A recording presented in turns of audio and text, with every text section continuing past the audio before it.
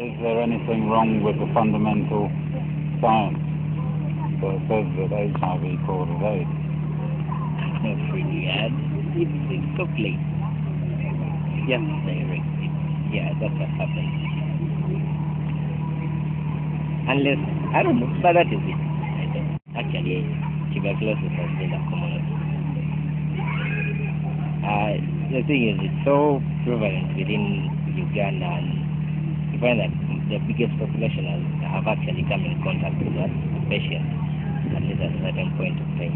Yeah. So by the time they acquire the AIDS, or when their immunity goes down, immediately that the symptoms come for the tuberculosis. So Yeah. that is one major manifestation of AIDS around them. Suppose that Bill Gates, George Bush and Bill Clinton and others pumped in billions of dollars to do research in Africa to show that tuberculosis was contracted sexually. Would that be feasible? Or honoured? Not really. Fiction? No, not really. Because it as a result of, well, you can even get it in case your immunity is just low, maybe your immunity is incompetent. It doesn't mean that. Actually, the whole thing is all about your immunity, the AIDS, the HIV that brings down the immunity. But it's, well, okay, to some extent, but the other problem is once you don't have AIDS, it doesn't cover. See that? What are they? Now, this is a step where your immunity is down and all those infections, atypical infections are coming in, of which TB is one of them.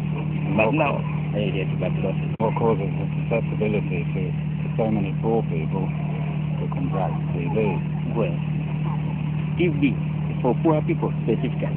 Yeah. Even if they are not having the HIV. I'm not being specific. Okay, for that matter, it's very rare to find a patient who is not HIV positive who is not positive having TB. It's quite rare. But it's possible though. Is that a result of the politics that's been that has contaminated? I don't see how politics comes in to change the whole view. The thing is, it's solid, it's like that. Now, unless the politics comes in to try to change the definition or something, but what is on ground is that. Yeah. Okay, the thing is, it can only connect sexually in case a person acquires the AIDS.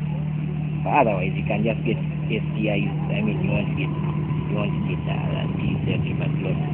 In the absence of STIs, the person presents with tuberculosis, and then the spouse is called in for testing, it's fear of he or she also being infected, and that person is also test positive to TB. Should we assume that one has infected the other through sexual contact? No, it's through inhalation. So what is the difference? When a nurse tells me at Rubaga Hospital that 70% of TB cases are AIDS patients, how does she know that those TB patients are positive, have AIDS or TB? What's the difference? Well, the thing is, okay, in most hospitals, most patients will come in and they're having, actually the thing is, it's when you acquire the HIV, it's after it starts manifesting, the AIDS comes in when your immunity, the other infections start coming in, of which TB is the biggest. Usually that's when the people start coming in for treatment. And for a case in Uganda here, once you have TB, tuberculosis that is, they have to check your serum status. And most of the time, such patients are positive. The other thing is, the way you acquire it is through inhalation. Like, why most AIDS patients end up with tuberculosis is that they have come in contact with patients with tuberculosis. Even me, for example, if I go to hospital, I inhale because they are coughing and all that. So I inhale the thing, but because my immunity is competent, my immunity fights the microbes Yeah. And then they are locked up, let's say, if I may call it, in that gun focus. Yeah, they get locked up there. So when my immunity goes down, that's when that thing now unlocks and releases them to come and start. So that's how it comes in. Otherwise, if my immunity remains, it will, I won't get it. Or if in case I'm taking maybe some medicines, maybe anti-cancers and whatnot that can lower my immunity, I can, the things that TB can manifest, you see that, even without getting into sexual contact. Would you be prepared to accept that if vulnerable patients were suddenly given the opportunity to live the lifestyle that doctors lead with all those privileges, then they would be less susceptible to contracting TB and more easily cured? And similarly, that if doctors lost their jobs and those privileges and the lifestyle that accompany it, they in turn would be more susceptible to contracting TB and less likely to be cured easily. Now, in that case, no, can't work like that. The thing is, once you don't come in contact with someone who has it, you won't get it. Definitely. Like I said, there are so many patients, and so many times they come in contact with the patient. So you end up having the microbes within me already. So you see, I already have them within me. So even if I lose my job or I don't lose it, the thing is, as long as my immunity has gone down, I get it because it's already within me. You see that? And I didn't acquire it during the sexual act, but I acquired it earlier on when I inhaled it after someone had coughed up. Yeah. You see that? So I don't see how money and privilege is really related to this. Maybe it can only come in case, well, if you have the money, the status, and you're feeding well, your immunity, you're boosting your immunity. And then you have the money to buy all the antiretroviral drugs that are strong enough to keep up your CD4 count. That's when maybe you can try to match up the issue of getting it manifesting. Yeah. That's maybe how it can be linked to the issue of status. How does it sound for you as an African in Uganda to hear that scientists and doctors in increasing numbers, including two Nobel Peace Prize winners, are actively challenging the supposed link between HIV and AIDS?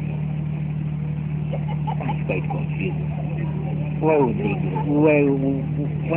What is that to confuse? Primarily because the virus has never been isolated properly. Secondly, because the tests have never been calibrated by the direct finding of an HIV isolate. Okay. And thirdly, because all the diseases that are relabeled AIDS have existed for mostly for centuries. Okay. And even in the still today occur in the absence of so-called HIV antibodies. Fourthly, that the antiretroviral drugs that are praised as being life-saving is perhaps misleading because people are comparing the doses of ARVs that are given today with the doses of ARVs that were given 20 years ago. It's for 5 times more than the days of AZT. Okay. Maybe actually, I think the only thing here, the only support they have there is the fact that those diseases already exist, or rather already existed. You see that? So HIV, the only thing HIV, and those diseases can only manifest in absence of competent immunity. You see that? So the only, it's possible. So the whole thing is HIV, all it does is to mess up your immunity. And the moment your immunity is down, that's when all these diseases can come in. Now, why it's linked to we haven't HIV? Determined yet whether HIV is present. We've only presumed it because of the result of antibody tests. Yeah. Before AIDS was created as an abbreviation by CDC, by the way, presence of antibodies was always considered to be an indication of immunity to something. Yeah. But the AIDS industry have changed that on its head. Well,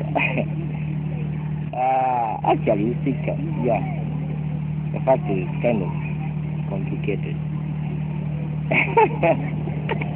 Actually, when you really think about it, somehow. But the thing is, the whole thing is, okay, those diseases used to manifest within people before AIDS and rather HIV came. You know, our immunity depends on what we eat, and the way we live. So if we are eating well and living well, because the thing is, once we contract diseases, and in those days, now medical services were not really good, so the feeding was also poor. Now imagine you've acquired your infections and now you're feeding poor. See that one now you're lowering your, so it comes in. So anyway, that's quite complicated. There's also something else that comes into play for those groups of people who are branded vulnerable, namely, let's say, poor people in general in Africa. The diagnosis of positivity itself, taken on board, has caused divorce, suicide, and even murder. I've come across 2 cases of murder. Yeah, they're very common. I think it's because, one, the way people are looked at in case you're diagnosed with AIDS, and people get to know that you have people tend to, distance from you and reject you. The whole idea, they tend to reject you. So, I mean, what would it feel like living when in rejection? It's really. So the whole thing is, and to make it worse, you already know you're going to die. It raises the question, have all the programs that have been imposed on African people regarding anti-stigma and anti-discrimination, were they intentionally supposed to fail, since they have failed? Actually, by what you they have just said. somehow worked out.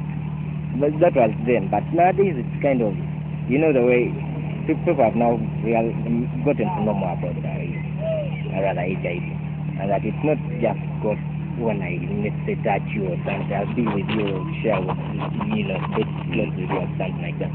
You don't get it that way. So they have learned well the whole thing is you don't die immediately. You still have a future. There are people who have lived for 10 years, you see that, 15 years with a virus. So I mean, the whole thing is they have sensitized people and people have really gotten to know more about the whole issue. Okay. But that change in mindset could actually be more easily explained by the reduction in the doses of ARVs. Why? Because the side effects are not so harsh. Okay. A reduction in the ARV? In the days of monotherapy, 1800 milligrams a day, people were dying within 3 years, and the causes of death were always noted as being caused by AIDS, not AIDS by prescription. Logically speaking, if the doses of drugs have been reduced and people are dying less, then people will be less inclined to fear death as much. Not because of education, because education has remained the same, except that counsellors are telling people that they can live a normal life, which is a lie. Not really a lie, but I mean, it's possible. You do live that. I've had told one of my girlfriends that I've had unprotected sex with other girls. They won't sleep with me. You can't live a normal life fully. But I mean, you can, okay, with the exception of maybe being free to get any mate, you see that, with the exception of that, but having the normal lifestyle, having children, getting a job,